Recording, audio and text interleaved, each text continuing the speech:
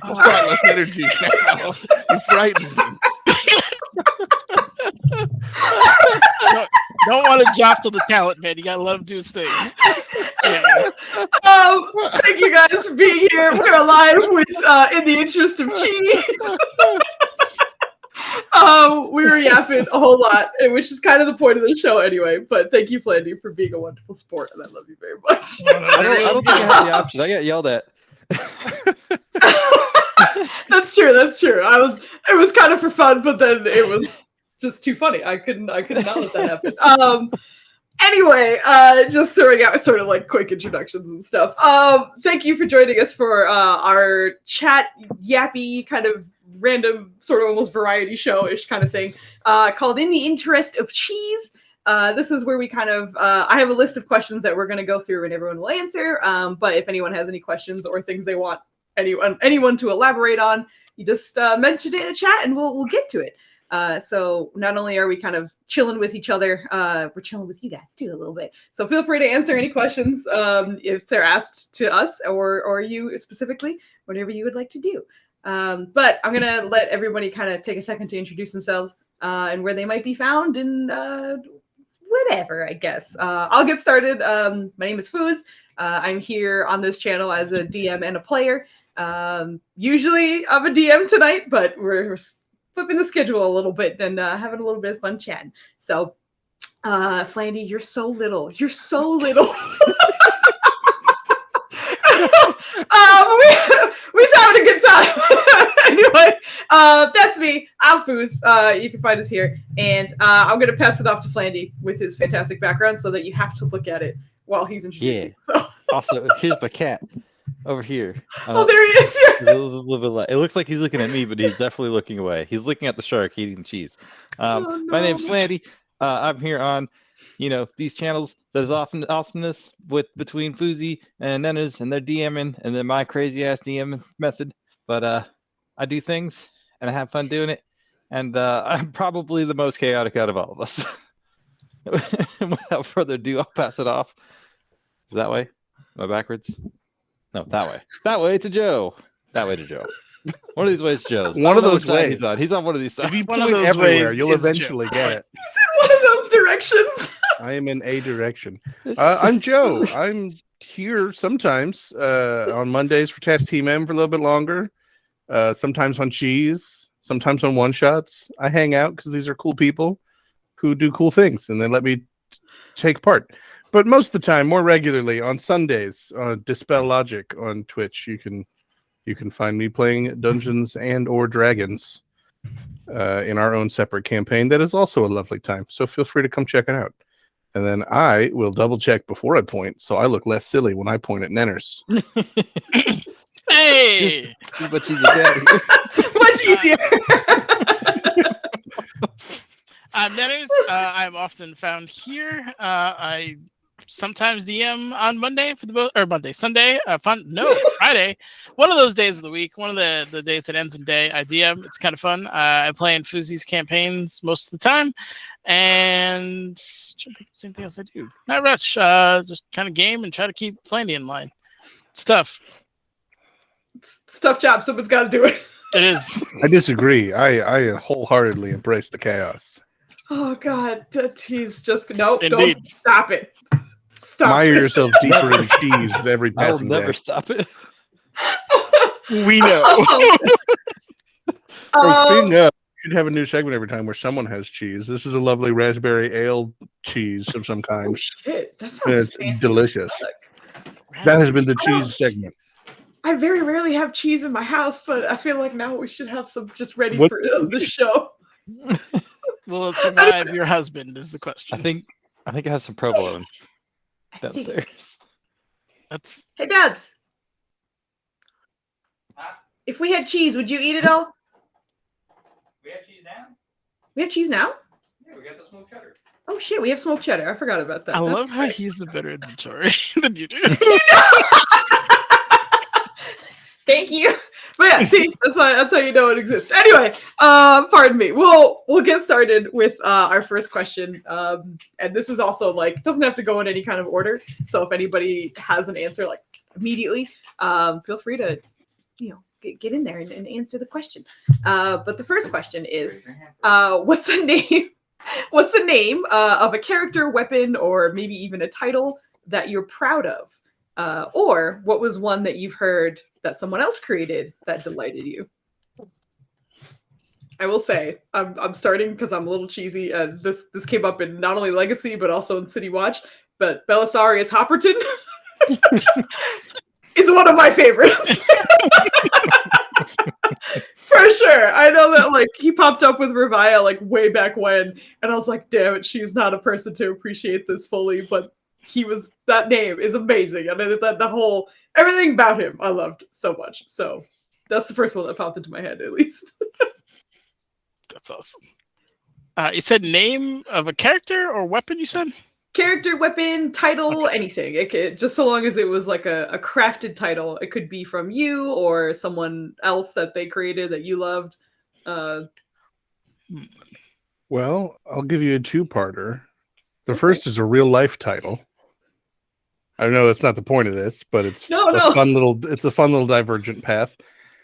To do my best to condense a long story, Cards Against Humanity used to do a thing every year where you would pay them $5, would not know what you're getting, and they might still do it. But one year you got like a square foot of land on a dilapidated Irish castle, and they gave you an honest to God Irish title. So I technically am Lord Joseph Dukes, champion of the Frozen Waste of the August House of Dukes, which is a dope name, which means that nothing. is so cool. It's a meaningless title, but it's hilarious to me. More importantly, to the Dungeons and Dragons, I got a kick out of naming my character this, mostly because the DM ran with it and had everyone else react to the name, so I could not understand why they reacted that way. I was a Goblin Ranger whose name was Fugly. Amazing.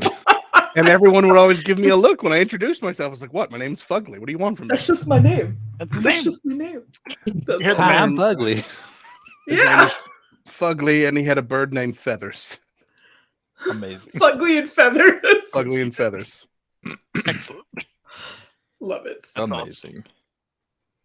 Let's see. Flame, you got one? Yeah. All So one of them I can't introduce yet because he may or may not be making an appearance in this is Oh, side dang it. I was going to campaign. say, don't say anything. Yeah. Go ahead. No, in his side campaign. Was it the Kill Team? Kill Teams, that's it. I did Oh, it. Kill Team. Okay. You did it. You did it. And when you hear that name, you'll be like, oh, okay, now I know what he's talking about. But I will say right now what I can talk about is House Gelatini. I don't know. I imagine that's Yeah. original, but I just when I first heard it, and then especially learning that there are actual like gelatinous cubes and shit wrapped around, I just pictured the like woo little meme like every time I hear it, especially when Aloysius Jr. is playing with his uncle D'Artagnan, and they're just running around doing mayhem, and it's just like woo. Oh, thank you. Yeah, gelatine was fun to make. I had an ooze warlock, and I was like, all right, well, what's the story behind this guy? And I was like, I kind of want to make him noble, so I have that dichotomy because you don't associate like oozes, nobles, or nobility of any kind. And I was like, all right, man, what's the name gonna be? And I was looking at all these like super posh names, and I'm like, nah, man, none of these are fitting. And I was like, yeah, what can I do with ooze? Like food, right? Like you get some gelatinous stuff, gelatin or gelatin is a form of food. I was like, all right, what do they do? Jellies and jams and all this stuff? And I was like, who's good at food? The Italians, gelatini. I will say my first thought hearing that story is that I want to make an ooze bard so I can make Gerard the bardic lard. There you go. Oh my God, there you go. We got another one ready to go. Oh God, I love that so much. Let's see. The one I liked, Foos, you're tough because everything you make I hate because of what they're doing in character. But from a creative standpoint, I enjoy them. I wanted to learn more about like Mirror's Edge, that sword, dope. Wanted to learn more about it, but I was like, it's stabbing my friends. So I kind of don't like that for obvious reasons. But yeah, I thought like that, just hearing the name was dope. And I was always like, man, that's a cool name. Man, hate the wielder, not the blade. Yeah. And what was the other one? The name escapes me now. But the underground, the bad guys in Elkheim. The Al-Kukari. That's it. Yep. The avocados. Yeah. Those guys. Yeah, they would call them the avocados. Just like everything about them, I thought was really dope for for such a small town having that kind of, not small, but like it's not a city, and they have that that level of depth and underground. I thought was really cool. But yeah, I appreciate the propensity for names that sound like other names. Kemen in particular. Oh God damn it! It's one of those things where like you write it down and you're like, Kemen, good, we're good, no worries, and then you say it, and everyone's like, are you saying Kevin? I'm like, no, my Gif Yankee guy is not named Kevin. God damn it. But yeah, I'm surprised none of Flandy's names for any of the additional characters in Difficult Terrain came up. Which extra ones? The Steve. Steve. No, get out of here. Oh God. What did you name the piggy bank? Frankie? Oh God, yeah. No, it's just Flandy's like need to name things very like regular, typical people. I had to like rewrite part of his backstory to make it make sense. Because I was like, you are from this group of people that I created that are very much based off of Kikuyu tradition, and you're just out here naming people Steve and Frankie. And I was like, that's exotic. I have to try and rein in the ridiculous names. I mean, sometimes it's a joke and you name somebody fugly, but other times, most of the time, there's something to it. Like the pirate's name is Balder. That's not a normal name. Yeah. But I think the one and only character I can think of is, and even then it's a little out there, but it's Vincent. And that isn't out there, but Vincent St. James. What was he? Was he a bard rogue? No, he was, I don't remember. It's been a minute. He was a purple tiefling with a ginger beard. It was great. Nice. Oh my God. And he was Vinny St. James. Amazing. Fantastic. The one that I'm like a little proud of that was like more for me than like anyone else was actually for the Claws of Cosvenna, but also just for Cosvenna, the arc that you guys went through on your own. Jata, the guy basically who was keeping Yoriana up and kind of like helps you guys to the best of his ability. His name in Swahili means root, because he was the root of Yoriana surviving. So like if that root ball survived, then she did too. So like I just kind of loved tying that into his name and nobody knowing what that means. So I was like, that's for me, it's not for anybody else. And it was actually, I think it was one of the titles, because when they met him for the Closet Cosmena episodes, I named it The Root of It All. And it was in reference to him. So I was like, aha, let's get some fucking cheese in there. Get that name in there too. They'll never know. That's They'll awesome. never know. Yeah, but little. I mean, that's a stupid classic way. A lot of times, if I don't have a character name inspiration, I'll just find character traits and start Googling languages for translations. Just figure one out. Yeah. Technique. Actually, the people that Nenners mentioned from Elkheim, there's a translation to that, but much like me just bringing in our culture, it's a Quechua name. Both of those words mean something, and that's important to what they're doing. And I don't know if we'll go back to that, so I can't say anything. So, but it's important. So I'm glad you like the name of it. I'm a scabies. But yes, Quechua is a cool language. It sure is. All right. Well, we can move on to our next question then. Flandy and his book of cheese. How come it took you a second to recognize that was a book of cheese, man? Because he was right by the spine of it. So It did just look like piles of cheese. When he he's was sitting Southern, there. man. I don't know what they do with soul food down there. I didn't want to ask. I just figured it was something cultural, and I left it at that. It's a weird cheese. Oh my god, that's amazing. It's the wrong type, but hey, you could call I it the Gouda guarantee book. you, no one Southern is using that type of cheese for anything cultural in the South. No, you're right. You're right. I didn't know what it was, and I blamed it on where you're from. And unless it's a redneck dinner. You're stupid, honey. I don't know why it kills me. I think because there's just no shape, so it's just like a box, and then it just like abruptly ends. All right, I'm It sorry. makes my legs Anyway. look super tiny. It does. I think that's it. I think that's really what Like I'm not wearing what's killing leggings or me. anything. I'm wearing like sweatpants. It doesn't look like it. Imagine if you did wear leggings. Anyway, carrying on. What is a homebrew rule or ruling that you enjoyed or currently enjoy? Oh, I got this one. So my favorite ruling, hands down, was then there's this wonderful pacifist turtle Oh no. Okay. in Humblewoods. Okay. So Humblewoods, if you don't know, is a alternate set for D&D. It's a whole bunch of humble characters like raccoons, birds, crows, things of that nature. And then there's ported over a turtle to the scenario. And I was like, all right, that's fine. Like, that's totally doable, but we can work this out. So part of the group that sent him over gave him a belt that helped him understand the common language because they don't use normal common. They use bird folk. And in doing so, I didn't specify if it helped him read the language or if it just helped him speak the language. And one of our wonderful characters is a bookworm, and started asking him, "Can you read these sides?" And it came out as a impromptu ruling that nope, you can only speak it. You Totally can't read understand. it. And that by far has been my hands down my favorite impromptu ruling Ghost. so far. That was I forgot that was like a quick knee-jerk reaction for you. I only remember the aftermath, so I thought that you like had this established. Nope. no. I was looking through it. I'm like, it doesn't say I can fucking read it. And it was one of those like I wanted to be like, yeah, no, they would. No, this is way funnier if they didn't. No, you can really speak it. Yup.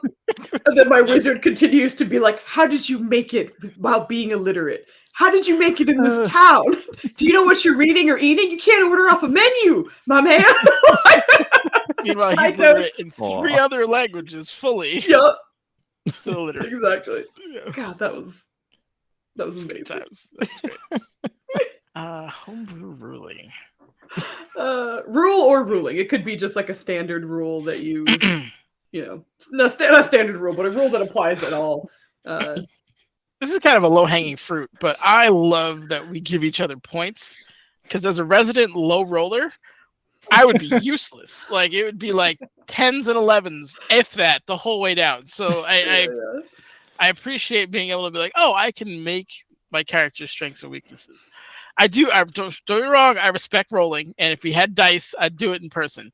But for some reason, I don't know if I tailgated somebody at Roll20 or something, but someone over there hates me, and statistically, I'm nowhere near the mean. So it transcends Roll20, my friend. I roll well in person. Oh, then no, you're different than I am. I see. Oh, That's geez. nice.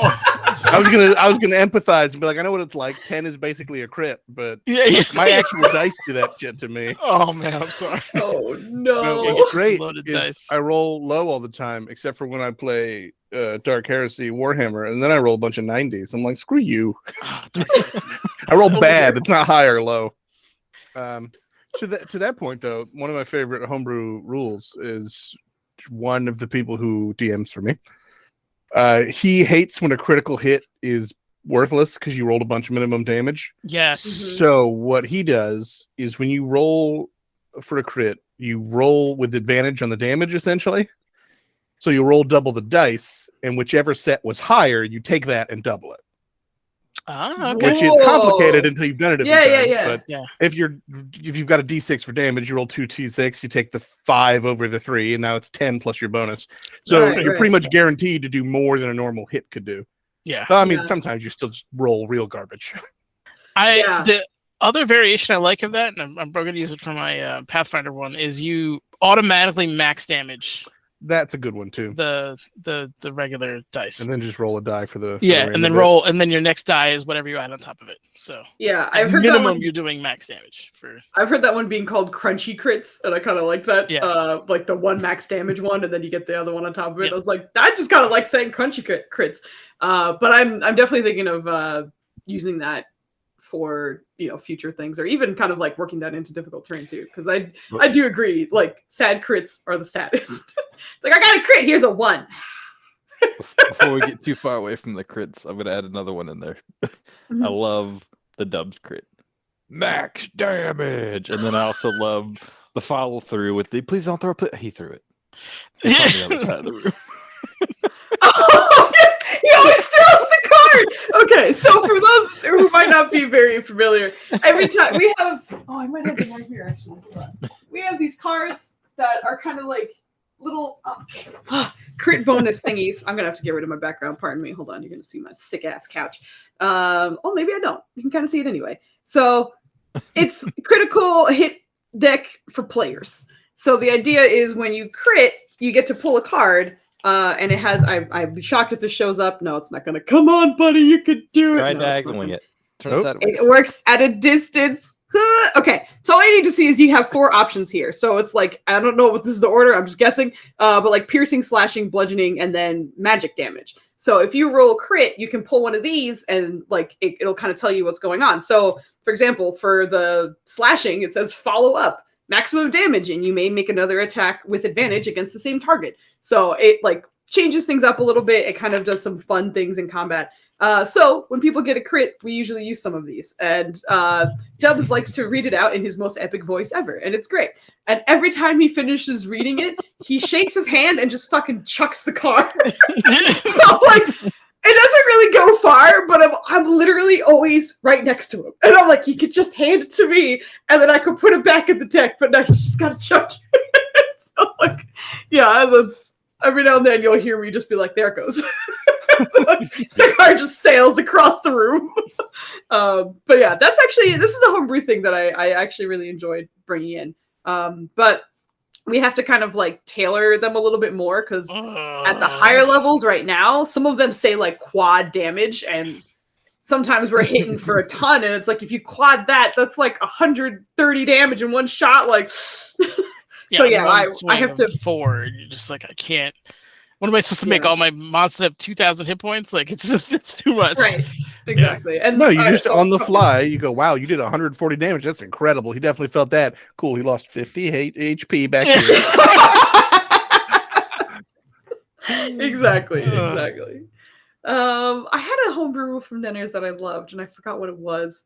God damn. Oh, okay. It was actually a ruling. Because this was when Tyrael was outside of the party, and I was Krax, and he was, I forgot who you were, Flandy. Were you Daggerstone? Orth. Yeah. Orth is Daggerstone. So, yep. Yeah. So that guy was like running or something. Like you were trying to get an attack of opportunity, but there was like an enemy like in the way. Like there was some fucking goofy shit. And then it was like, you know what? You get like, I don't know, triple disadvantage on this shot. So So like, you can try, but there's no way. And like, obviously, triple disadvantage does not exist. It's just disadvantage. But Enders was like, nah. Like, I'll give you the shot, but like disadvantage seems too nice. It's triple disadvantage. Clandy rolled 3 times. The lowest roll you got was like a 16 or something ridiculous. Never so again. you fucking hit anyway, and we were dying. I like To could paint the not picture, believe. he was trying to like hit somebody who was moving in between 2 people, like a set of people behind him. So it was like you're trying to stab through the legs of somebody that you're currently fighting. Like you're trying to nutmeg somebody, but you're also trying to hit the guy behind them at the same time. It's like, what? Yo, As a reaction. So yeah, that's what I was like. yeah, that's the other thing. Like, It's like what? Yeah, and he fucking made it, dude. Yeah, Oh, and he God, made it. was- That's yeah. we were hyped. We were very Good hyped. stuff. Good stuff. I remember that. Yeah, that was one of my favorite rulings that I remember watching. I remember kind of in a similar setting. This was more of a cheese ruling or a plea for cheese that finally won out than it was necessarily a homebrew rule or anything. Mhm. But it was one of my first fights ever in D&D on Ryland, and it was Oh. Moonbeam, which for those of you who've ever followed along, Ryland's Moonbeam is notorious for rolling like minimum Garbage. damage. Yeah. Minimum damage, maybe a 1 or 2. Like, Mhm. and I was having an amazing time missing with this wonderful Moonbeam, and I made a plea of cheese that we were fighting for Yuriana, who is has to do with the moon. She's the goddess of the moon or something like that. Yep. And I was like, well, Foos, we're trying to fight these guys for her. It's a moonbeam. Can we just say that it like tweaks just enough right outside? Just that it's 1 block away, like just enough to sear them. And I cheesed enough and got a freebie on my minimum damage moonbeam. Yup. For I'm one like, I remember thinking at that moment, because you were a new player, and like for anybody who does not know the story of how Flandy got into D&D, I was like, you should try. He was like, I'll just watch. And then I was like, make a character. You're getting in this bitch. So like he didn't really have a chance to like figure out what it's about, what to do or whatever. I was like, just get in, just fucking get in, because like there's no better way to learn. So I'm that person who's just like shoving people into things to try it. So in that instance, I remember it was one of the first times that you were like kind of creatively thinking about a spell outside of the rules, which you barely knew, but you were doing your best to like follow them. So I remember thinking that and being like, that's great. You're thinking out of the box, right? Like the spell is wound, you're fighting for someone, like, because you're taking care of like the rules, the lore, and like, positioning or whatever. So I was like, this should be rewarded. I will give you a shot. Let's make sure that this behavior is accepted here. So yeah, it was great. And again, it did terrible damage because it mostly does terrible damage. It's so I won't be the depressing. guy who corrects other people, but moonlight doesn't exist. It's just the sun bouncing off. So you got to really use sunbeam, because Right. moonbeam's not going to do much of anything. Just one guy's opinion. Exactly. I love it. It's true. Yeah. No, that was awesome. I definitely enjoyed that. I had a thing to continue on the idea of rulings, but then I was like, ooh, there's a barely passable joke. You should make that. And then it drove it right out of my brain. Oh no! You lost the ruling. And it's gone. Oh no! This is like a general. This is like a freebie, Oh, I think. there we go. Oh, good. Oh, I'm sorry. If you have a thing, continue. Mine's really, really quick. It's a freebie that I think like I feel like a lot of people do it to the point where it almost feels like a rule now. But bonus action healing potions, because Oh yeah. it sucks to use your whole fucking action to That's just so do stupid. that and get like 8 hit points. That's but normally anyway, a full action. It it's is. just Yeah. normally a full Yeah, action. that's the Yeah. normal rule. I mean, to be fair, so is cure wounds. Yeah, but that's cure a wounds, spell you're like slot, calling energy and like you're like it's a I mean, spell. how quickly can you chug is my point. Like, I'm not saying I don't prefer the bonus action rule. I'm Yeah, just saying they've got a point. Yeah. For me, what I think about it is like it's the time it takes to get it in your mouth, right? Like you don't necessarily need to swallow, just so long as it's like deposited and then you put it back, figure out what's going on here while you're doing something else. I mean, there's plenty of arguments for why it would be an action. I just think as a player, it's so sad to to be like, I use a potion. That's it.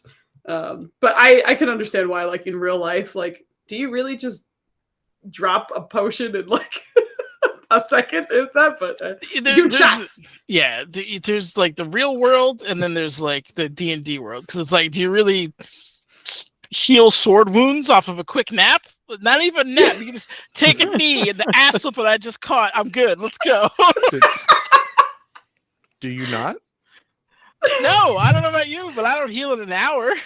Huh. I also have not gotten sword wounds on my body at any point in time. But anyway, Joe, I don't want you to forget what you finally remembered. So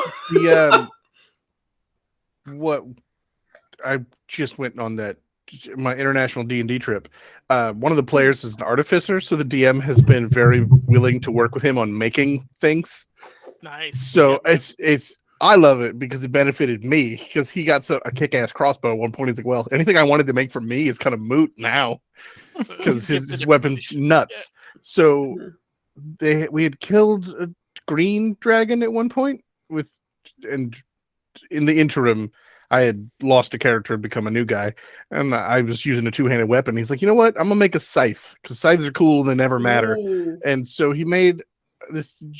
He's like, I want to make this, and the DM within like 10 minutes of like, he's like, I want to take a break and figure out what the hell you just made. and, and it's like, yeah, here's this dope ass thing that makes you immune to poison and emit a poison aura and do all this other nonsense. And it's like, the fact that you just made all this in like 2 seconds. That's awesome. Yeah. Super cool. That's awesome. He has on the fly invented some cool weapons, and within like a day, when I was like, you know what, I don't know if I want to do a typical barbarian class, and I know you have some homebrew stuff, so I'll think on it if you want to, and maybe do it. And he came back and like an hour and a half later, I was like, yeah, does this work? I was like, damn, yeah, it does. This is awesome. Get a barbarian of the, I don't know if it was astral sea or stars or something, but I was vaguely connected to the astral plane, and I could glow as a bonus action, which I did a lot. It was fun. While raging specifically. That's awesome. But I could glow for 5 feet, even in magical darkness. I was like, yep, I'm the best. Shit, in magical darkness? That's dope. Yeah. Also, awesome. You reminded me, I don't know how this fucking went over my head with this goddamn question. Nanners made my whole goddamn subclass on Revia because I had no ranger subclass in 5e that worked for how I used to play her, you know, when we played when I was in high school. So then it was like, all right, there's no real subclass that works for you, so I'm gonna make one. Here's the Wild Blade Ranger. And he just fucking like banged that shit out real quick, and I was like, great. And I've been using it ever since. And yeah, so thank you for making my crazy. I got you. No, it's pretty cool how people can do, because it's hard to balance shit. Yes. Yeah. Yes, that is the hardest probably point to this whole thing. I will say, I think we're all kind of like I haven't been in a game with Joe DMing yet, but I know the three of us are really good at helping each other get what we want. Like the Argos was probably the most like, I'm pushing this subclass in terms of flavor so far out of the box, and Foozca is very nice. And I try not to ask for things that are absolutely ludicrous. You know, they're in the realm of like balance. Nothing like Black Razor, right? I mean, I asked for Black Razor, knowing I'm not going to get it. That was quick. Yeah. What about Black Razor? I mean, if she wants to give it to me, I'm not going to say no. I will, though. Don't worry. That's going to be a no. That's all you have to say if it's no, and I can't have Black Razor. Never, nothing. I just want to shake some people with a cool sword. Anyway, I don't know why you're mad. I'm not going to hit with it. That is a fair point. Of all the people you could give Black Razor to, that's probably about the same. I don't know why you're mad. I'm not going to hit with it. You know how well I roll. There's no way. Oh, that's so sad. It is sad, but it's hilarious at the same time. I think we're good at balancing stuff for each other in terms of like making things work. And I think in general we kind of just take the rules and they're guidelines best. We're here to have fun. Yeah. We're not at a Adventure League tournament or something like that. So yeah, it's fun. Yeah, very much so. And obviously that's how I think for the most part we prefer it. I know I've always been someone who's like, fuck the rules if it's, you don't need them kind of thing. Like, figure it out and make it a little bit better for the players. And Nenners is a modaholic, so it's unsurprising What? that he's just like, No, that's yeah, a terrible thing to say. About that's bro. the truth. Anything I own is modded if it can be modded, Exactly. See, including exactly. these headphones. Anyway, what's up? Did you see?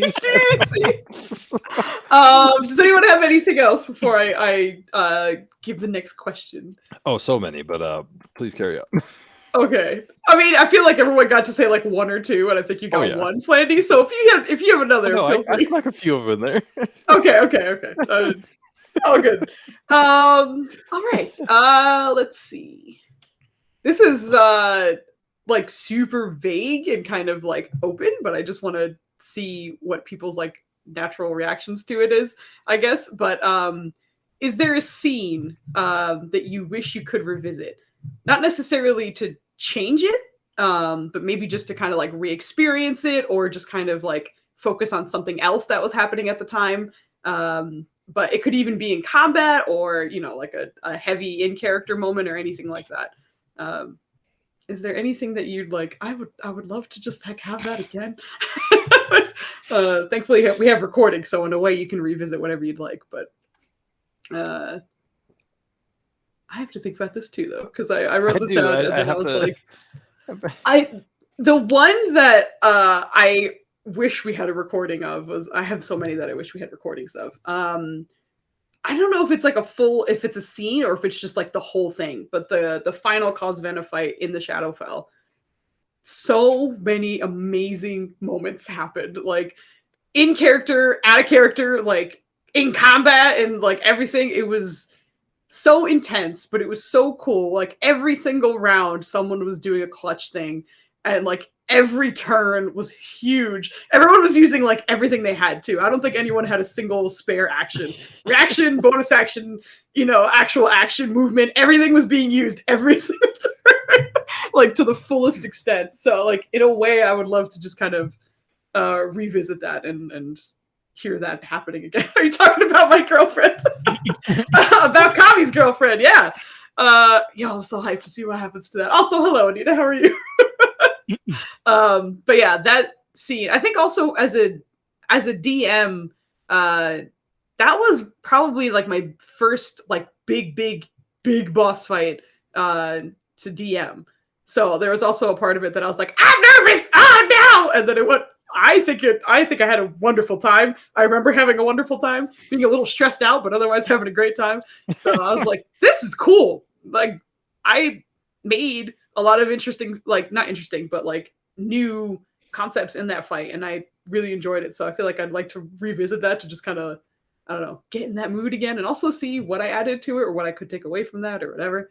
But that was a huge moment for me, and also just being a fan of you guys, because like I said, every fucking round, every time it was someone's turn, big moves, big money moves were happening. Yep. And it was great to watch. Loved it.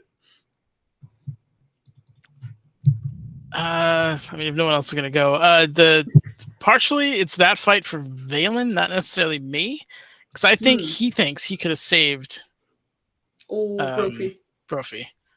He was way focused on offense, like especially towards the latter half of that fight.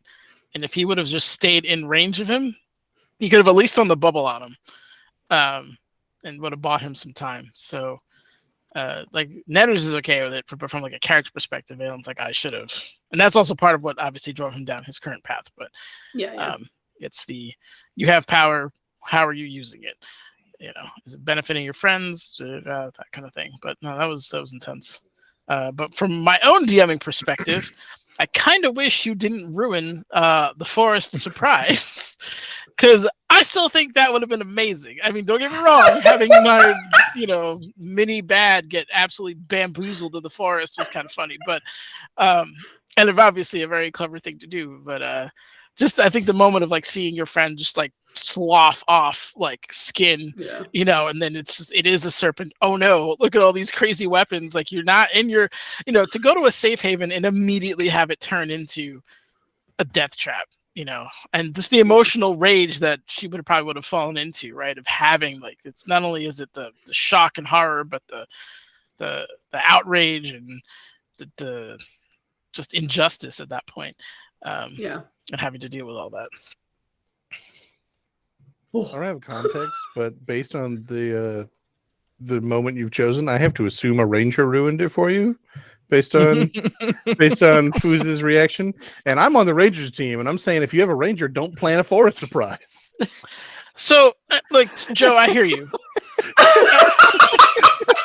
I just want to be sure, like,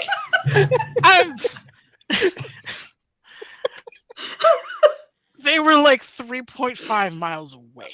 Okay, like, no, I mean, you could fire weapons from here and not hear them where they were. So I was like, how? Not only that, but they were disguised, right? And somehow the stupid Ranger ants, don't care. the Ranger don't give a bugs, shit. and whatever are just ratting on me, and somehow she knows. I'm just saying, if you're just like, okay, my super secret surprise depends on them not picking this lock. Did someone say lock? I'm a rogue up in this bitch. I'm like, I should have figured that was coming. But if the lock was like, if he had to do some, like, he's got to be underwater, upside down in magical darkness. Like, all right, man, that's, you know, I didn't set the bar low, right? It wasn't like, right. Oh, you know, up until here, like, I didn't drop any hints. Like, there was no. There was no sign that there was that level of like infiltration. Part of me wants to say I know a rogue who would say "hold my beer" because that is one of the moment I was going to talk about is about a rogue. But I've also had multiple characters drown, so underwater magical darkness. Jesus. I roll low. They weren't hard. I was gonna say, what is your body count? Sounds unbelievably high. I mean, for your own characters. Low rolling, and it's low rolling, and I also play a lot of D&D. Yeah. So I don't know what it is percentage wise. It's probably higher than most, but it's also I play a lot of D&D. It's higher than most. But also, I like it that way. D&D is too safe. That has been my recurring theme I've been doing the surveys for one D&D, and all the different stuff. I'm like, yeah, this is too safe. Stop it. It's too dangerous. Easy to just make every encounter feel super safe. They had like two different abilities. They were like, yeah, you have advantage on death saves. It's like, no. Stop it. Anywho. Oh, wow. Moments. Oh, in general, just like the first real RP I did after getting back into it, because I played like at 13, 15, and then got back into it at like 20 something, 20, 21, I don't remember. But it was not to the standard of player that I am now. It was real. I didn't do a good job of like being in character and kind of treated it as if you were watching like a bad action movie. I was like, yeah, this guy's the hero. What do we like? Why would I care about this nonsense? It wasn't fulfilling. And I was like, okay, revisiting that myself would be good. But as far as it's something I just want to live again, and it's in theory an ongoing narrative because we just haven't gone back to it.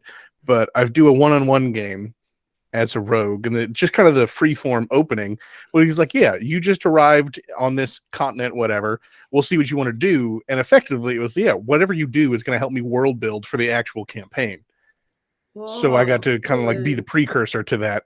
But he's like, yeah, I'm gonna show up, I'm gonna run this bitch. Who's in charge of crime? Because not for long. And that was a level of confidence that wasn't necessarily earned, but we worked our way up.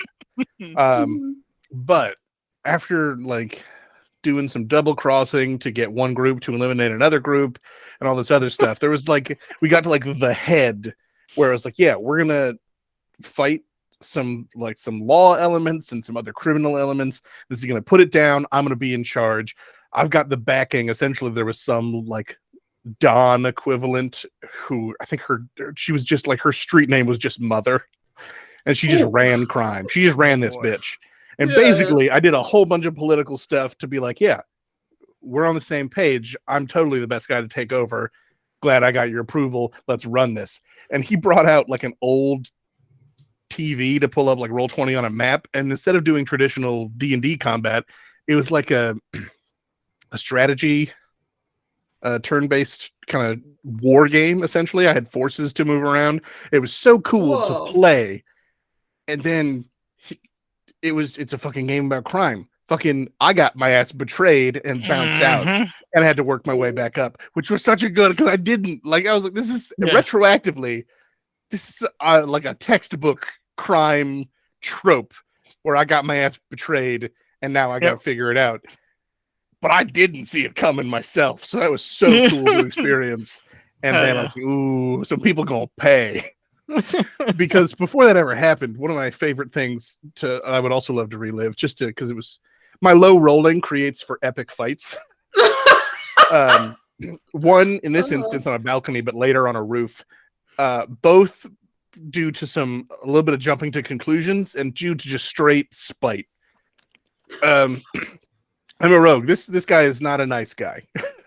And we were at some town, and somebody had some magic items for sale. I was like, I might buy that one. I'll give you this. And he just wouldn't. He's like, no, this is the price. I was like, all right, fine. Okay. You won't play that way? It wasn't even about it being expensive. It's that he refused to like haggle with me. So I came back in the night, murdered him, and stole all his stuff. But murder hobo, there it is. The guards were like, why are you moving all this shit in the middle of the night? And then I ended up having to bail on it. But I came back after like hours of like, how would we move all of this gear through the sewers quickly? And eventually I bought a team of mules. And so that strategizing was fun. But we broke into like the guard headquarters, prison, like where they would hold all that stuff. But it ended, at first it was super stealthy, super pro, but ended up getting caught on a catwalk balcony thing. And the fight ended because I couldn't just kill the man when I failed to check and was going to fall off the catwalk, but I reached up and was able to successfully like get a garrote around his neck. So I was just hanging by this dude's off neck? a catwalk. Wow. I was like, yes, this is a cool ass moment. Thank you, terrible rolling. So I'd love to do that again. Anything I've ever done with that character, I would love to just do again. Hell yeah. It's just fun to be like, oh, I'm just a bastard. Okay. Yeah. Can do. Normal rules don't apply. Yeah. Flandy, did you have many moments in mind? It kind of pulls me back to the Clausvena fight. I think for me, like just in D&D as a whole, like that was like the first time that I knew that I was heavily invested into the story and the character, and I didn't realize obviously I was having a good time, but I didn't realize like how deep that root had dug itself. It was when the first time that Rylan like legit died, and I didn't realize that Codrono had Revivify up because a hilarious miscommunication earlier that campaign. We're like, oh shit. So like for me, it was just the emotion that was tied up behind it that I didn't realize that I had, and then like just having like, I need a moment, I need a mental break. And I felt so bad, but I couldn't tell you it was fine. Yeah, it was great though. Like it helped. Like I think if I had known that it was fine, it wouldn't have been as like amazingly emotional. Yeah. Like Yep. The way it played out. Like I would love. I don't think we got that one on camera, but No, that would be definitely one not, that I would love to go back and rewatch and see everyone's reaction. And yeah.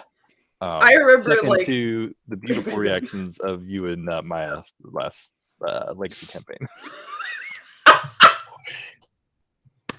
I also like the screenshots that I took were also like very carefully done because there were times where I reacted immediately and Maya was like, no, it's fine. Wait, what?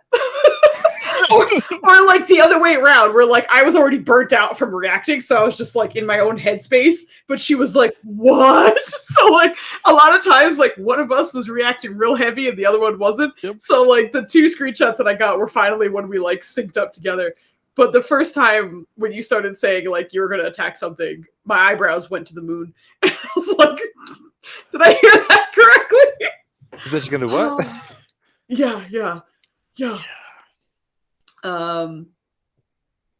The Rylan dying though, going back to what you were saying in that fight, that was one of the first times where like as a DM it was like relatively tough to kind of like do not only the boss fight and like what's going on and everything, but also like keep in mind what I'm feeling and what you're feeling as well, because like as I'm fighting you, like I'm not trying to kill you. I do want things to be scary and deadly because I love that tension and I want that kind of like fear of like, oh shit. And I try to sprinkle that in, which is I'm sure you guys can remember there are so many things where like where you're fighting things, and I'm like, if you go down, it does not matter. You are dead. Because this is like a soul eater or whatever it is. So like they take your soul and they fucking run with it. So like this isn't a matter of like, oh well, we died, get the saving throws, will be good and stuff. Like no, there are chances where you can just fucking die. So I love having those moments, but at the same time, I'm not like looking forward to it. I'm not like, got one. So like when I got Ryland, I was like, oh god, that thing, I remember it hit for the world. That centipede that bit you, it was like 4d12 or something, and at the time you guys were like level 8 or something. So like 4d12 was like, oh god, that could be a lot. And yeah, like it bit you once, it swallowed you, and then you took like acid damage from being in the belly, and then I think you died from the acid damage, if I remember correctly, because you were still in its mouth. I died inside. Yeah. And it got the group got enough damage out to actually like get it to regurgitate and flopped out dead as fuck. Dead as fuck. Yeah, and that was as soon as it happened, once I was mentioning that you were dead, Flandy like turned his camera up, and I was like, it's okay, buddy, it's okay. And like I felt so bad too, because again, he's new to this, right? I'm like, come play D&D with us. I killed you. It was yeah, exactly. Like like I said, I knew you were fine just because, like my boyfriend at the time, I was like, I know he's got Revivify, because once he got it, he was like, I'm never taking that off. that is forever on. So I was like, he's fine. And he's a war cleric. He's barely using his spell slots. He's just hitting people all day with his goddamn hammer that breaks my encounters. Anyway, a good cleric is a damaging cleric. But also, you can tell me that you don't want to kill people. I would bet money you've got a DM belt with a number of notches on it. That's a very low number for me, thankfully. You're not DMing right. But not as low as Dennis's, though. It's because we have 3 full-time healers as a result. Okay, you play D&D on easy mode. I gotcha. Yeah. The group I was talking about that killed the green dragon, no healers. Oh, we played on panic mode. Oh, let's go! And you fucking killed the green dragon. That is hype. No. That is awesome. No, and then my guy died, and I was like, should I make a healer? Fuck that, warlock. Nah. Yeah, everybody is like such a team player that I think most often, and also their characters. Like, so thankfully it works with their characters too. It's not just a matter of like, I just wanted to do this or I just wanted to do that. Yeah. And I remember even with Dubs playing the war cleric, he wasn't super interested in playing like a full caster. But I was like, war cleric, you kind of get the best of both worlds. I mean, depending on how you're playing, you're not using a ton of your spell slots unless it is for those like emergencies. But you get to run around and whack people. Like it's great. You kind of like get to do both. And it's really helpful to the group because every time people are like, yo man, how many spell slots you got? And Codrono's always like, I think I used like 3. Like, I'm good. Like, do we need stuff? I'm fine. But everyone else is like, I used 17 slots. That's fine. I'm out. But What is my thought now process every time I make a character? I'm like, a caster might be fun. I'm like, yeah, but you know what happens when you run out of spell slots? You die. You know what a martial You're dead. Spam infinite weapon. You can still throw daggers. Well. Not even daggers, actually. Whatever you could find. Poor Valen was just like dry in that fight, was just doing the best he could. For the Night Watch thing, I almost took as my rare item just because I love the item, the bracers of flying daggers. Nice. Like, I have no way to be effective throwing daggers with the stats I've built, but I could if I wanted to. I think the spell thing is probably the most fun. I like martials too, to a degree. Like the high skill, like not high. I say high skill and it sounds like, oh my god, you're so skillful. But the ones that have a lot of options, right? Like the rogues, I love because it's like a melee caster pretty much. You've got all these like options that you can use in and out of combat, which is dope. The Battlemaster fighters, same boat. The psychic or the Psy warriors, I love those. I want to love the Battlemaster, but I don't. My biggest problem, like there's the maneuvers are great, but any subclass that has an ability that goes, yeah, you just get to know weaknesses. I'm like, I don't want to just get handed shit. I want to figure it out. For the I can see your what you enemy? mean. But like the level 9 ability, I think it is. It's like if you spend a minute studying, you can know if they're stronger. I'm like, I get that you, and if you phrase it and play it out correctly, Yes. there's a way to be like, okay, I'm so smart and good at fighting that I've analyzed them and figured this out. Right. But I'd like to do that as me, not the character, and that's a weird quirk of mine rather than because it's not a bad ability; it's a dope ability. Yeah. Yeah, it's just your. Oh. Sorry, it's Like, Keith's turn. Don't awe him. He's being a little As- shit. Someone who Sorry, goodness. as somebody who caddied, you could definitely tell if someone knows what they're doing or has no fucking clue. Despite the bravado and stuff. Like in certain sports and physical activities, you definitely know, like depending on like how their stance is and stuff, or if their weight shifted wrong, if they're not paying it. There's so many subtle clues to like somebody who's mastered something or been around something long enough to pick up on those things.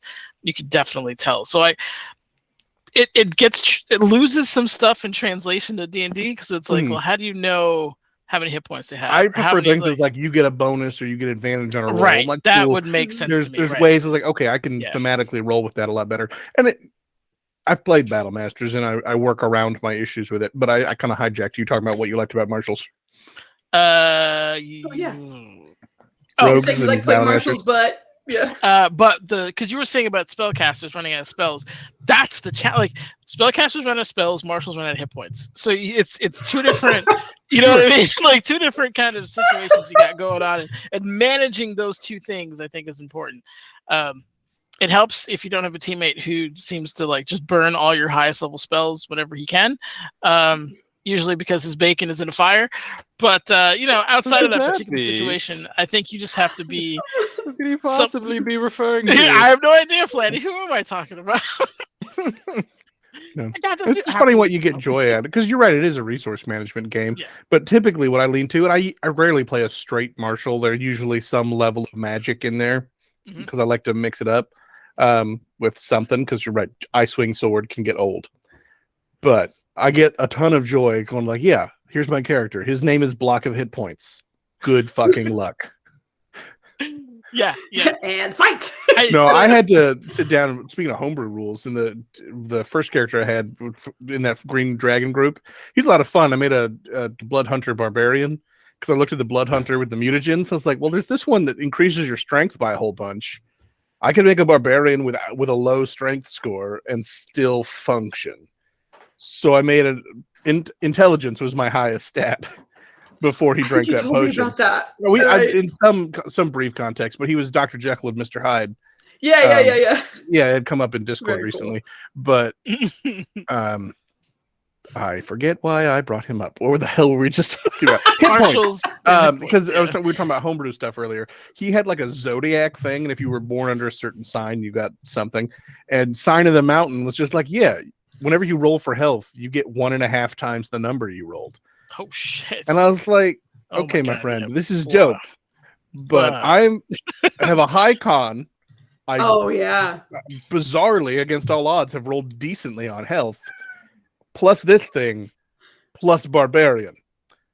You're running into an issue where anything you can throw at us that could possibly kill me will immediately kill everyone else.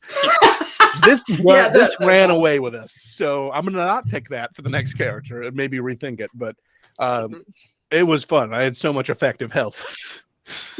Yeah, I couldn't hit for shit because I'm still me, but I was like, it's okay. I'm here to bleed. That's my job. I'm here to bleed. The magic thing, I think people get hung up on like damage and things like that. I think that the strength of magic users comes from things that no one else can do, right? Like, hey, we need to get to my homie's house, except it's 3,500 miles away, right? You can have all the marshals in the world, you're not getting there anytime soon, right? So having teleportation circle, being able to like, manipulate things, go to different planes, send other people to different planes. Like Banish is one of my favorite spells because it's just like, you are not from here, go back from whence you came. A fighter could delete them, but it's not.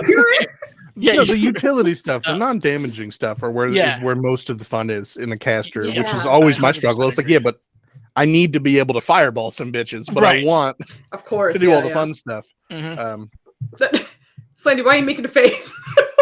What's going on? I know that trope immensely. What do you Fireballs mean? people. Rollum is 100% utility. Well, he was 100% utility until he learned blood magic. But that's beside the point. That's fun. Every time I ever played a bard, I was like, I don't want to do damage. I want to have fun. But combat's a thing, so I got to figure that out.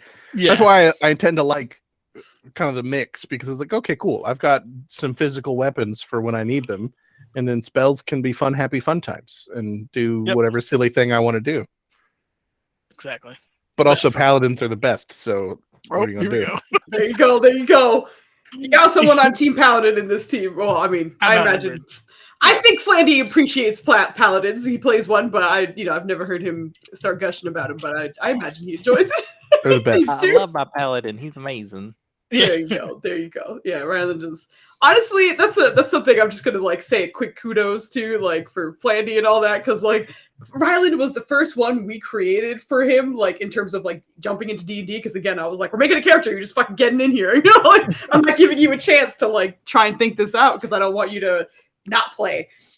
So I made you make this character. I made it with you, of course, but yeah, as we were making it, the more you thought about it, the more you're like, can I know more about this? What's this? What's that? I'm just trying to flesh out this character. But in a way, you weren't saying I'm trying to flesh out this character. You were just trying to get to know what was going on. And holy shit, did you take this character that I fucking brewed together real quick and shoved into your lap and made him, the incredible story that he is and is still ongoing. So yeah, fucking that's a fucking two-way well street. Done. That's absolutely a two-way street, because there's a lot of stuff that he's not your typical average paladin. Now that I know a little more about the game, he's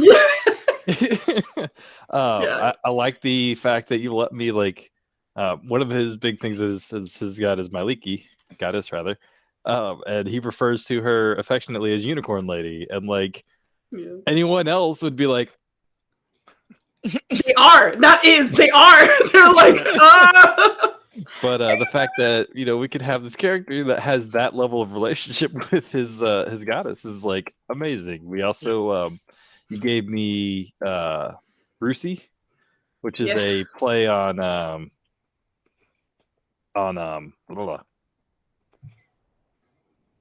Words is hard. Summon Mount. Summon Steed. The Mount. Find That one. Steed. Oh, okay. Find the horse. Third best spell in the Together game. with you their mean. powers combined. But it was just one of those things that was we're never really gonna use it in that sense. I mean, we could, but probably not gonna happen. And you're like, you know what? Yeah, let's make it. Let's make this. I got you. And you were able to, make it work. And I love that part. Thank you. Yeah, I love that you were willing to kind of come into this thing that was so fucking brand new to you and show some flexibility and creativity. So I was like, yeah, I'm gonna fucking reward you. Flexitivity. Yeah, that's literally almost what came out of my mouth. You heard it. That's why you said that. It is forever on the the docket. Yup. And I know also Flandy and I we're kind of big animal lovers and pet lovers and stuff too. So I was like, this is also a wonderful excuse to give you a pet. Yeah. And it was to the point where everyone thought it was part of his class, his subclass gave him pets, that everyone was like, why aren't you leveling up Rusi too? She should upgrade too. And I was like, I gave him a free talking blink dog. She doesn't upgrade. That's all she gets. Everyone was like, why are it's part of his class. I'm like, it's not. I gave him that for free. So yeah, I was happy to do it, but it was we made her such a huge part of your character that everyone was like, that's how it's supposed to be, right? No, it's not. And I love her so much, and I love her relationship with Ryland and the group, to be quite honest. And the whole. Sounds like you should have made a gnome, somebody small, because then you could have ridden dogs. They make mounting well, riding dogs. She's also a giant dog, so she's not she's not blink dog size. But she's basically what takes over his Find Steed spell. So she has a default form, which is her giant leafy blink dog form. But if he uses Find Steed, I think we said it's an action, but it doesn't use your spell slot to use it. You can swap between the Find Steed shapes. so he could turn her into a camel, horse, and all those other things if necessary. But she still kind of has her own like leafy green flair, like because she's still kind of a magic creature for how you got in touch with her. She still has her dorky fucking personalities. Like I remember the first time I turned her into camel, just the Foos bro plan, just like it's weird. Right. Because like camel lips are so goofy, and like she's been a horse before, but she's never really been a camel. So the first time I had Rylan like turn her into a camel, she was like exploring the body. So she's like, look at my fucking neck and my lips. It's just like, because she's a goofy spirit. So she was just like having fun with the form. I do remember her a few times just kind of like bothering Valen because he was like studying and you were on like top of like the cart or something where you made your little like table because she was a camel she could reach, but she couldn't reach all the way. So you just had like camel head kind of like peeking over the side. Like, what are you doing? Oh yeah, she's trying to save the group. Yeah, exactly. And that was all because Flandy asked me a question, was like, can we do something with this? I'm like, yes, we can. So what's that saying? You're never gonna get you're never gonna get what you don't ask for. In the interest of cheese. In the interest of cheese. All right. We keep getting derailed and I love it. There's no complaints here. I'm gonna ask one more question and then we'll go to rapid fire because I'm trying to get us done at a decent time so that Netters has as much time for City Watch as possible. No, You get the fuck out of to here. go past Flighty's totally fine with second runner-up shortest one shot. Let's go. No, I'm very upset. Also, I want to point out that Anita was like, I played a Path of the Bear Totem Barbarian once. There is no greater joy.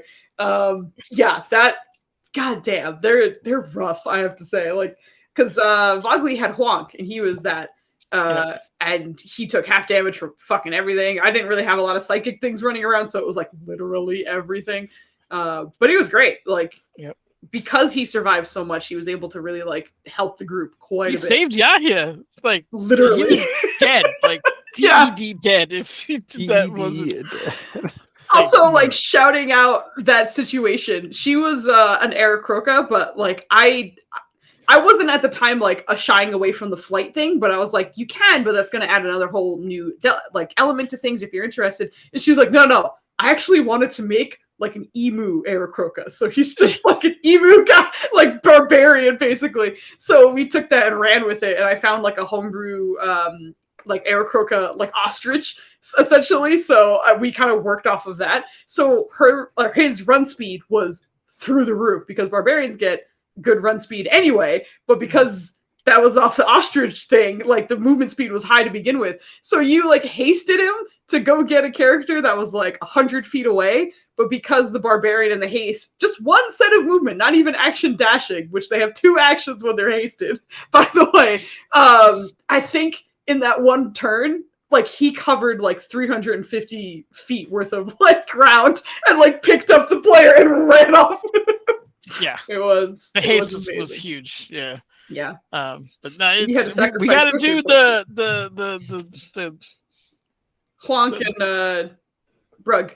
Yep. And their lovely sailing sea shanties. Yep. Sea shanties. Sea shenanigans. I imagine they're gonna have like one good week, immediately get shipwrecked, and then just start terrorizing whatever area they landed in. Oh my god.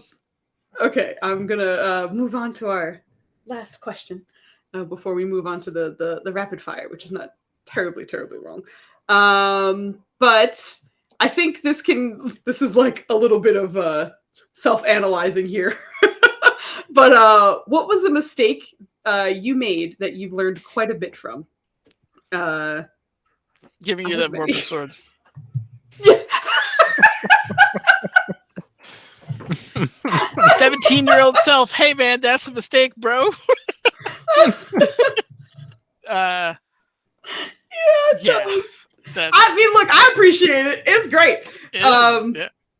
I think one of my mistakes that it's definitely like this always comes back to DMs, right? As you said, like you give a weapon to someone and you're like, should have thought that through. Fucking Kodrono's hammer. Yeah. My God, That is a DC, a strength saving throw. DC of don't tell me to posture check when I'm talking shit about you in the other room. I'm sure he can hear me right now. He told us to check our posture. Get out of here. Yeah, he has a DC of 12. And again, on Cosvena, she had to roll a natural 1 or 2 to fail because her fucking plus to her strength saving throw was like a 10 or something. Yep. And sure enough, fucking failed that and just got thumped for a whole round, basically. Have to like figure it out after that. But yeah, for sure, certain magic items as a DM, I'm now like very cautious about it. Unless we're starting with it, I guess I'm a little more like lean about like the shorter run things. But in terms of like long term, now I'm like, I should double check everything. It's just like, sure, this is not gonna fuck me over in the end. Yeah. I think kind of like as a player and like in general, I remember way back when this was before recording. I've mentioned this situation a few times, but the terrible Too Tall Terries from Nenner's thing way back when. Yeah. I could not roll my way out of a wet paper bag, and like I remember feeling so frustrated because like normally I don't think the bad rolls really bother me all that much, but because I had like 12 in a row and it was like the difference between my characters, I was failing twice on 2 different characters every round, doing something or not doing something. It was so like infuriating for me, and I remember at that time it like definitely got to me and I was really mad, but like after that moment I was like, it's a game, it's okay. Sure, that was frustrating, but like let it go, it's fine. And I've noticed that from then on, like if I roll shitty, it doesn't really bother me as much. like I will be like, all right, whatever. But I can move on from it faster. But I think that one moment kind of solidified my like acceptance of the roles and whatever will happen will happen, and not to like get too caught up in it. Yeah, going with that, I don't know if that's necessarily my mistake or just as D&Ds in general, because like even Mind Flayers, right? You get hit with a Mind Blast, it's legit a fucking minute, like a whole ass minute where you're like, good luck, or you're gonna get your brain extracted, and that's like I don't know. I make it now so that like each roll, like each turn reduces, depending on what it is, obviously, but flat thing, it reduces the DC over time, so you will eventually get out. Because the way I see it is your character's fighting against it, unless it's not, and you're like consigned to your own death. But like, assuming you were struggling and fighting for your life, I'm just in my mind you're weakening the hold, whatever that is. But yeah, especially if it's like an opposite, if it's a skill set you don't have, yeah, it's bad. I mean, you guys did have a paladin; he was just out of position to help you, so yeah, that was a problem. But because the extra 5 certainly would have assisted a couple of times. But yeah, anything that I try to give you guys as much agency as possible. And some of the terror is losing said agency for sure, but there's definitely like a limit. As to like, in my opinion, how many is acceptable. Agreed. It's also why I hate charms. Yeah. I will never use charms. I hate them. I know. I like Nutters never uses it. Every now and then I'm like, here's a little shit for you. Get it in there. The thing is, I kind of prefer charm to something like, say, paralyze, or like, I mean, petrify is terrifying, but like something that 100% knocks you out. Like, it sucks that you're working against the team, but in my mind, I'm like, at least the player is still like rolling and like active on the map. Because I hate when it's like, oh, it's my turn, let me roll to see. Nope, just get me, keep going. you know? So like, for me, like, I know that obviously being charmed is not a fun feeling, but at least there's still some like interaction happening. And depending on the enemies that you're going against, if it makes sense, then yeah, I'm gonna throw you some charms. But I'm not like, I gotta charm everybody, let's make it happen. I also love the like role play aspect of it, right? Because it's a challenge. And it's fun to be able to like, man, I whoop my teammates' ass. I don't like it, but I kind of like it. Yeah, right. But there's always that line of like, how far does this go? And like, do you want another character's death on another character? See, I'm a fucking terrible person. But I think that would be the deepest fucking RP shit ever, right? I would be so Like- down for it if someone killed Right? my character Yeah. and then had to live with the consequences. I was like, man, that sucks for you. I'm this new guy, so none of it affected me. See, like I'm okay with that, but the problem is, and this comes out of my agency thing. They didn't have anything. They failed the fucking saving throw. It was the dice that let you do that. It wasn't a conscious effort of like, oh, I'm going to kill you to save the bus full of children, or I'm giving myself to the Dark Lord, or whatever it is, right? That was not a decision you made. So it's kind of this weird like acceptance thing that you eventually have to get to. I This is absolutely the hear you. broader consent of D&D, essentially. It's session 0 stuff. It's like, hey, this could happen, and if that's not cool, then we'll deal with how to make it fit to not happen. Oh, for sure, for sure. It depends who you're playing with. I also think for the most part, if I am implementing a situation where like maybe something like that could happen, it's more a matter of like numerous steps failed along the way. It's not going to be like you're charmed, you killed that dude in 1 round. You know, like I don't think I would ever kind of like set something up so that that's possible. Like, I mean, I played a recent game where a recent barbarian nearly killed I'm not sure what class he is. Artificer, maybe? Yep. Artificer, and basically 1 hit. I don't like it, to be clear. I don't like it as a DM. I'm okay with it. I get if someone else uses it. Yeah, That's fine. But like from my perspective, I'm like I can do stuff without that. My thing is whatever choices you make, are you okay with living with? Kind of like the Roland one that we're going to be playing in a half hour. This is all because of a choice he made. That other people.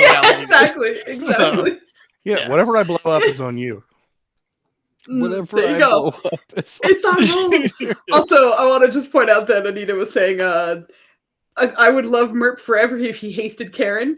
And then after that, she said, I think it would be poetic justice if Merp hasted Karen and then got his concentration knocked out of him before Karen got to use it. And in parentheses, sorry, Plague. Oh my god, I'm so hype. I'm like, yeah, I'm hasted.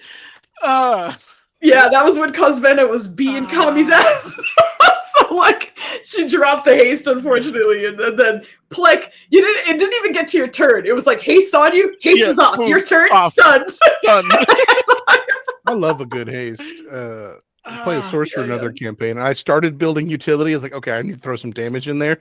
But my damaging spell for a long time was I'm a twin cast haste on you two. Yeah. Go do some work. That's Irene's bread and butter right there. Irene, yeah. our sorceress in difficult terrain. Maya plays her. But most of the time, like even before fight starts, she's like, I'm gonna twin cast haste. And like I think what's so cool about her group is she has so many fucking targets. Because the paladin, obviously, great. The cleric, because the war cleric can cast and then attack. Because I gave him a bonus action attack. So he can do like so much shit with that. Obviously, you have a fighter. That would be great. You also have a fucking owl bear that you guys befriended.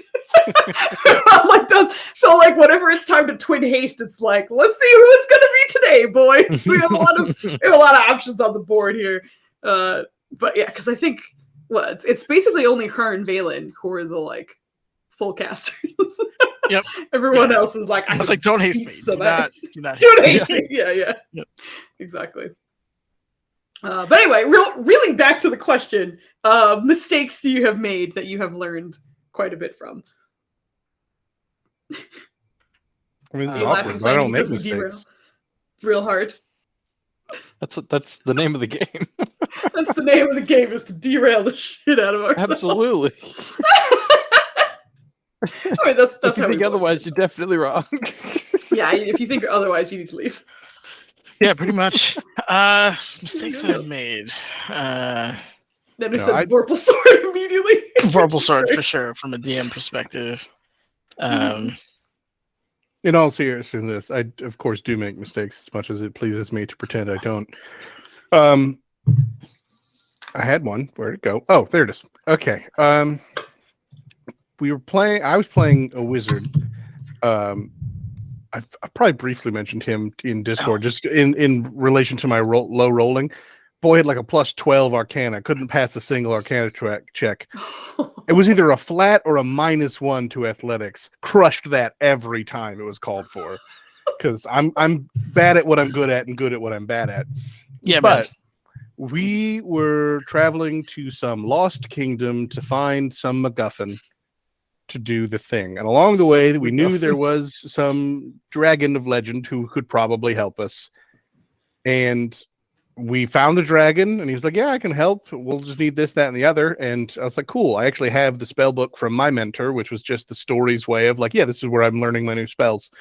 If you need that to look at to figure it out, great. And then the dragon dropped its illusion and was the bad guy and said, peace. And then that's how I lost a master level wizard's archmage spellbook in 2 seconds because I was real dumb. Yeah, sometimes you pay for it. You don't just trust stuff. Oh, I felt that one in my bones. Yeah.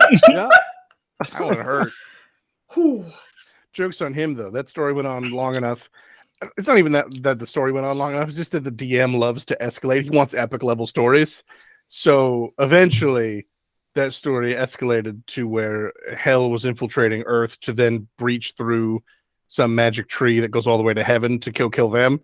We got to epic levels of stuff, but I used essentially the concept of Magic Mansion or whatever that extra dimensional concept.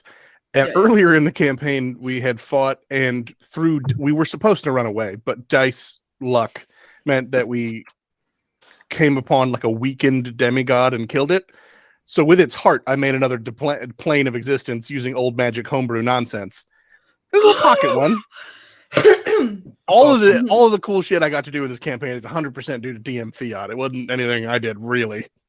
But the point being, it was at the time Unearthed Arcana, it turned into the scribes, but I think it was the lore wizard who could eventually cast any spell they had a spell from any class as long as they had the spell slot once a day. Yep. So his justification for that was, in your demi-plane where time doesn't go as fast, you cut down like the tree of magic or knowledge or life and turned it into scrolls of every spell ever in this little library. And before that, you had to study under it for 100 years. I was like, okay, so you just off-screen turned me into an anime. And then now I'm back. I didn't do any work. You just made me epic. Okay. I just got to be here for it. It was great. Hell yeah. That's awesome. I forget how I got on this concept, but the long and short. Something about mistakes. Yeah, while other people were doing various other epic level things, somebody was fighting like an orc chieftain who had like 7 heads that were like somehow magical wizard heads that were empowering him, and somebody else was fighting some combination of gods. That wizard was on the edge of space throwing a low-key trickster god out of the universe in like a magical fist fight. He had a fun imagination in that game. That's crazy. Fist fight.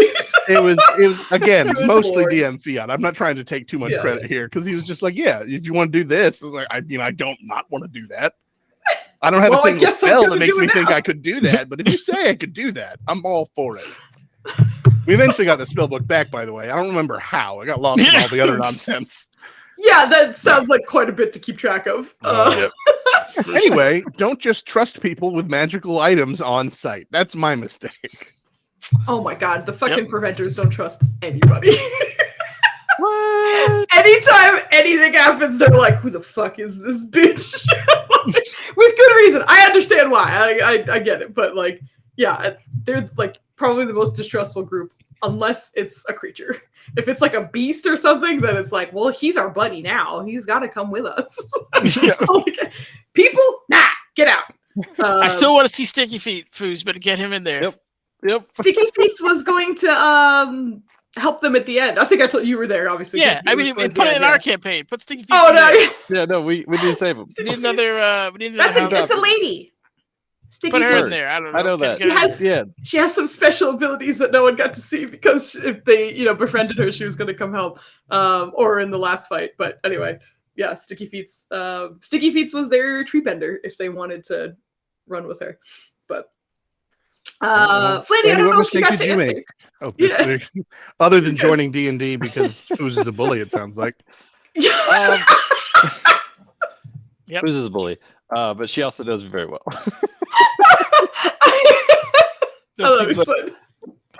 Anyway,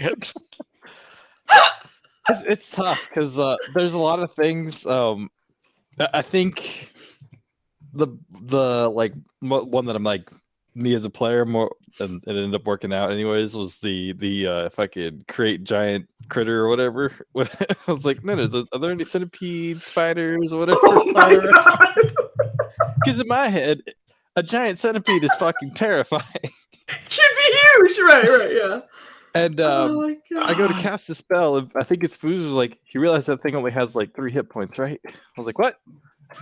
Yeah, I was We're like, like, first of all, you know, a giant centipede is like a medium creature with 4 hit points or something, right? And you're like, what? Like, that's a recording that we have. It was probably like 20 minutes on Flandy's turn. I was like, hold on, I gotta rethink everything. Yeah. But no, there's definitely a lot of stuff that Roll-Up has done that has created heartburn for the group. And while some of them have been accidents and some of them have been maybe intentional, I don't necessarily want to take them back because I like the way the story is going. Even the bullshit we're in right now. You might change your tune in a couple of days, but yeah. We'll see.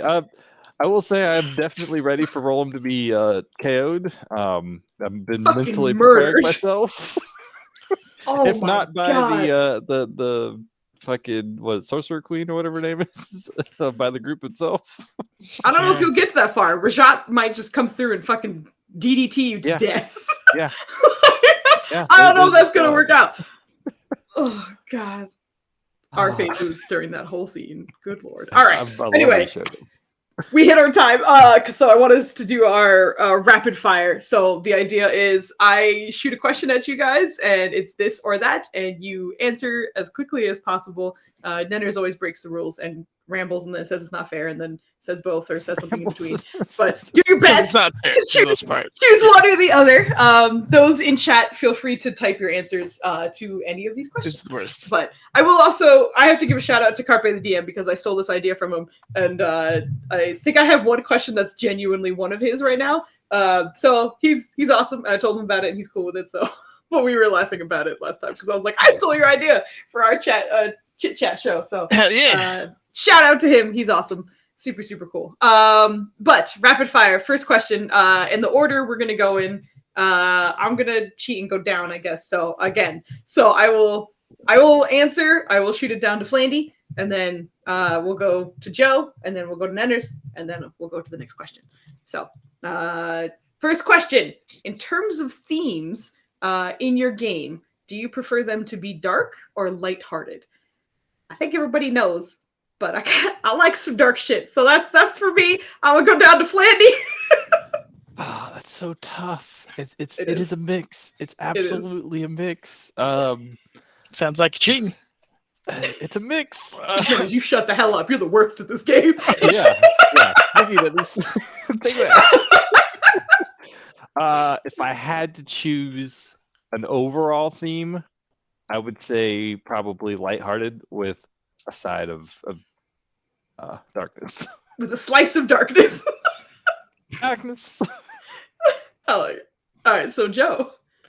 I mean, the real answer is, of course, going to be a blend because you need both. But I think I would be bored with a fully lighthearted campaign a lot faster than I would be a fully dark one. There's going to be stakes and gravitas there. So, yeah, dark. That's for me too. Nenners. You already know what team I'm on. Dark. The heroes are only as good as the challenges they face, in my opinion. Really, Captain Blood Magic Flesh Horror is on Team Dark. Fucking shocker! What right? are you talking about? Dark you earlier today mentioned somebody ripping the flesh off themselves. Use the word "slough off," which is a great word that not enough people would use, but it is terrifying. Also mentioned that you put brains in people's bombs in people's brains, not brains in people's bombs. I didn't put them there. Oh, man. I'm gonna don't even. You go to the store, you buy a bomb, and you open it up, and it's just brains. Brains.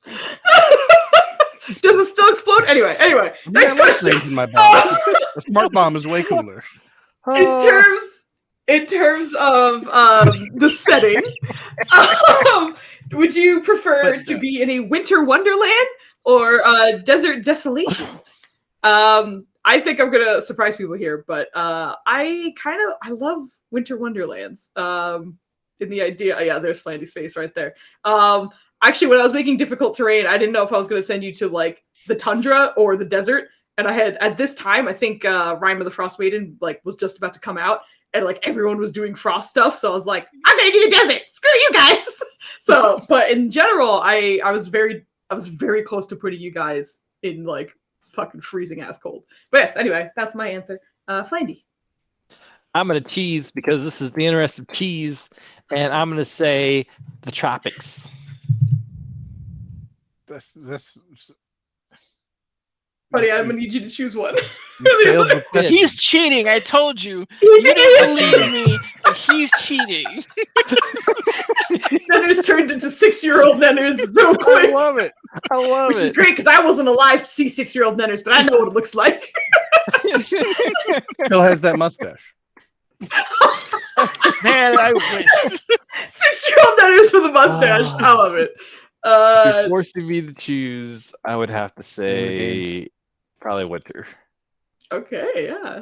Just to clarify, the choice is winter or desert, not the wonderland and desolation, because there's an Right. obvious right Yeah. choice Yeah. if we Right, include right. the adjectives. Wonderland. Right, no, just winter and desert, yes. Winter, either way. I'm dark life with desert. Give it to me. Let's go. Yeah, that's true. Yeah, yep. Can't say I'm I'm- terribly surprised about that. Cold That's desert! man, like, Dubs, get out of here! I mean, deserts are cold when they're not hot. They are, but he's choosing both. Next question. Misty Step or Dimension Door? Oh, come on. Ooh. Yeah, I actually don't know. That's not what even answer to fair, this. Foos. It's not. That's a It's use not. case question. Yeah, That's not a that's true It a is. call. spell slot case. It is. And there's so many things that go into it. But, one's a bonus action, one's a full action, one you can take someone with you, one you can't, one that has to be, you have to see it, and the other one's just like, fuck, whatever direction you want to go in that general direction. I think I'm going to choose Dimension Door just for, like, partially the hilarity of it, right? Because you can't see where you're going. And if you take your friend and you're like, I think we should go this way, and the two of you end up in, like, a closet instead, it's like, well, I did the best I could. I don't know where we are. I kind of like the craziness that can happen from like having a general idea of where you want to go and like maybe not quite knowing exactly where it'll be. So that's my choice, and I like to rope friends along as you saw me drag Flandy into this. So Flandy, it's your turn. Misty Step or Dimension Door? I have a 2-part answer. If it's just me, if I'm the one using it, Misty Step. If people are using it with me, Cheat, definitely cheat, Dimension Door. Cheat. Flandy's cheating all over this place. He's cheating on every channeling question that in is- here, man. I am definitely channeling that is. You are. Come on, Flandy, you got this. That's not it. If it's, No, you have to. Mis- No, Misty no. Step. He said Misty Step. If Misty he's the Step. one I didn't using hear it, it's Misty. Well, no, Yeah. he cheated, but that I guess is the answer. Is that I if guess he that gonna was his take the answer. spell. All right, Netters, you're up. Or Joe, I'm sorry, Joe's up. Sorry, pardon. I mean, I'm a I think warm that blooded is- man. I got to go with the double D's. Dimension Door, there you go. Ooh, all right. Netters, you're up. Oh boy. Yeah, Dimension Door. It's everything I want it to be. I don't need to see where I'm going. I can take my homie with me. It's 500 feet. It could be in the air, or it could be when I'm falling in the air. So yeah, I'm a huge fan of Dimension Door. I get there's a case for Misty Step, but I don't think it's strong enough to come anywhere near Dimension Door. That's where I was. Yeah. I did also want to make a double D joke, but mostly Yeah. I was like, they're not either one priority spells, but I'm a lot more likely to take Dimension Door than I am Misty Step. As Yeah. Rylan though, I've used it way So often much, to like yeah. catch up or to get out of something and still be able to like do shit. Have Like, your whole Dimension turn, Door yeah, is pretty great much. for that distance. But that's why I'm like, other people, Dimension Door. Me, Misty Step all the way. Yeah, I've watched Misty Step save Valen and Ryland so many times because I always have all these like cookie things that are like they grappled you with their tentacles, and you guys are like, nope. I'm like, never mind. So I've seen you guys. Anita's on your side. Yeah. All right. Next question. For your characters, do you prefer them to be orphans or have living parents? I prefer living parents if I get the opportunity. What if you were orphaned by your living parents? Oh boy. Well, Oh, that's a good point. Orphan meaning that your living parents are super dead and you got thrown into the foster system. That's yeah, that's a good point though. That doesn't necessarily mean that. But yes, living happy parents, not happy, just living parents, or dead parents and you're an orphanage. They don't have to be happy. Maybe they're not. Maybe they're alive and they're having a bad time and they hate you. I don't know. Mad about it. But I'm going parents alive and Parents alive. see, now I'm cheating. I have zero preference here. It'll be a facet of the character. Yeah, For me, the character I have in mind of Same like, boat. okay, does it make sense for their parents to be alive? Did they die at some point in their life? Do they have no parents? It's me. yeah. It's not a solid preference, unfortunately. I know there's a cliche where like everybody's dead and I'm on my own and all that stuff. And I get the yeah, I get the risk to that. It is cool to see your parents, but sometimes it's just like maybe you don't want to have anything to do with them. And Also, I'm gonna let you Yeah, I guys don't know. chat for a second because I gotta pee. I thought I Okay. could make it, but I can't. So you guys keep talking. I'll be right back. Bye, Foos. Transition to the 2-shot, 3-shot. Her- Well, I'm her still bladder have a is buddy the on size 3 shots. tennis ball. It's great.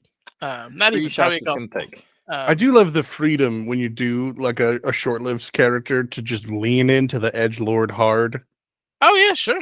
No, I love playing a super over-the-top edge character for Let's go. as long as it's livable. Yeah, as long as it's tolerated Oh God. by both the DM and your players. But no, I see the strength in both. I mean, you could have someone who, maybe it isn't the super tragic, like, oh my god, maybe they just died of a disease, and that's part of why they decided to become a healer or something. It doesn't have to be the orcs rampaging through the countryside and all I mean, that. hell, if you're an elf and you're old enough, it's like, yeah, my parents died 120 years ago. It's just, Yeah. It's natural causes. Yep. Or they're an evermeet, and that's, I don't know if they're dead or not, but and I won't know until I go there. Yeah, there's all kinds of options for it. It is sometimes cool. It all depends on the character. Like it's and how approachable also your race is too, right? Like it's like, hey, my goblin parent has his parents. Like, are you really gonna go see the fucking goblin's mom and dad? Like, how's that gonna work out? You'd have to kill half the village just to get in. So yeah, it very much depends on the character, in my opinion. I mean, the one thing I will say where I like to have parents around is it just gives the DM something to take away. Yeah, that's true. Or another. Anything in your backstory that can be tragically lost is good fuel for the Yeah. fire. Or As a relapse. DM, I love if there is a possibility that I can fuck around with your family, and not even the like I'm going to kill them, but like I might get them tangled in ways that you weren't expecting, or Yep. for the sake of like even for Nenners' thing, where it's just like there was zero family involved. I just got orphaned because this and this and that, and I was like, so you don't know nothing about your family? That's fantastic. Okay, Open the sandbox. yeah, exactly. Pull out the trauma. No, okay, I'm just kidding. But I love that as a DM. I love the idea that I could like get in there. So beyond parents and all that. Anyway, back to it because we gotta get out of here. Strength or intelligence? I love playing low int people. It's a lot of fun. So if I had to choose one, I would go with strength. Strike to hit harder. Next. Yeah, there you go. Joe. Strength, if only because I go out of my way to make strength-based characters, because too many are dex-based, because dex is the best stat and it shouldn't be that obvious. It is Great. AC, tech to hit, dodging fireballs. It's strong. I love to make a strength-based monk. Yeah, I agree. That would be Yeah. awesome. There was a subclass. Kobold Press did one. I'll send it to you after this. Hey, It's there pretty we go. I did it by Ninja. mixing in a little bit of barbarian, but Yeah, that works too. Yeah, I definitely have something for you if you want that. I'm a subclass who I'm a subclass. You're a modaholic. I am, because anyway. That is your up. Oh, it's my turn. Yeah. Int. Someone has to fucking figure out what the hell you guys are missing. There it is. And that's why all I'm stuck playing int characters in every goddamn campaign. I do love a good int, but strength is just underutilized. Strength is so immediately useful. That's you know. Mm. And to the point, I've played enough of them. It's like every time I make a character, I'm like, well, I should probably take an athletics proficiency, and it hurts me to not. Yeah. Even the wizard I'm gonna play in a few minutes is proficient in athletics. He's negative to strength, but positive to athletics. Yeah. There you go. We gotta balance it out somehow. Okay. Last question, because I want to make sure you guys have enough time to transition. Opposite ends of the spectrum: lawful good or chaotic evil. That's rough for me, actually. I like actually, it. I like I'm Can gonna you ask this swap question the, and then fucking struggle myself. I'm gonna go. Yeah, I'm gonna. Chaotic evil. Yeah, Ugh. take that. All right, Clinton, you're up. We knew. Like, We know. Yeah. like laws for going chaotic evil only for the chaos. Yeah. As much as I encourage Flandy in the short time I've been around, if you flipped him, I would make a different choice. But I don't like chaos in any of its forms for my own characters usually. So lawful good. All right, Nanners. I hate to say it, but lawful good. And the only reason why, and I hate lawful good, but I'm a man who's like, you have to have a code. Stupid. You have to have an idea of where your boundaries are. If you don't, and that's what, in my opinion, chaotic. It doesn't mean you can't have them, but chaotic evil typically embodies the lack thereof. And that bothers the shit out of me. And like, you need to have at least something, some semblance, some line you could fall back to. Like, this is my North Star. Lawful good is way too rigid for me, in general. But given the option, lines. I want. Of course, yeah. I mean, the real answer is neutral evil, and the even more real answer is don't use alignments. But that's just me. Right, yeah. And that's actually part of the fun of, I think, Ryland and Codrono, because both of those are neutral or lawful good. But like on paper, when you see them, you're like, how? But they have their own like rules that they're like, I follow this and I won't break that. And it's mostly good, but like that's where I'm going with it. So like you can make it interesting. I think for me, the chaotic evil part is like what I thought about it as a DM. There are a few character like NPCs or whatever that I play that are chaotic evil, and I have a lot of fun with those.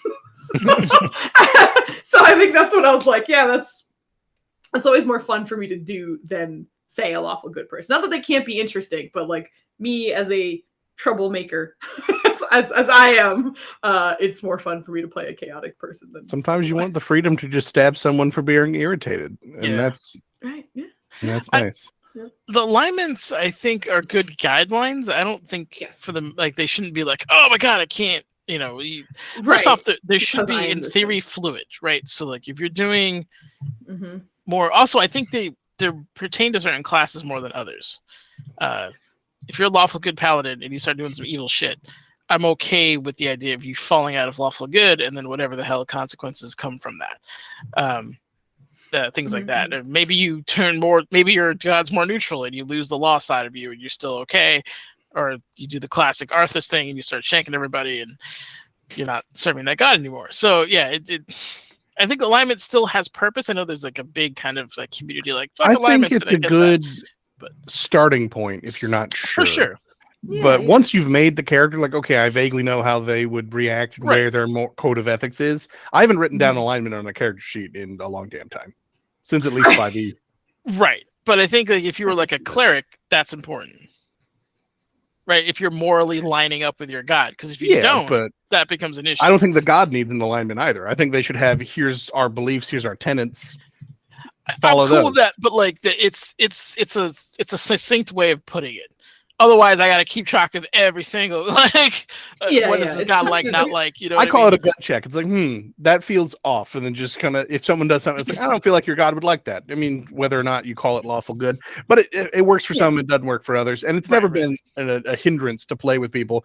You know what? I lied. I did write it on one character sheet specifically because my DM asked, he's like, "Are you lawful good?" I was like, what? He's like, "Yeah, this has an effect based on your alignment." I was like, "Oh, I never wrote one down. Let me think. I guess figure it out." And then I think I made him lawful neutral, but And I think that's part of the reason why like it can be fun in ways, because I have had moments where as a DM I've had things that affected certain people's alignments, or you know, whether it's a boost or a negative thing or whatever it might be.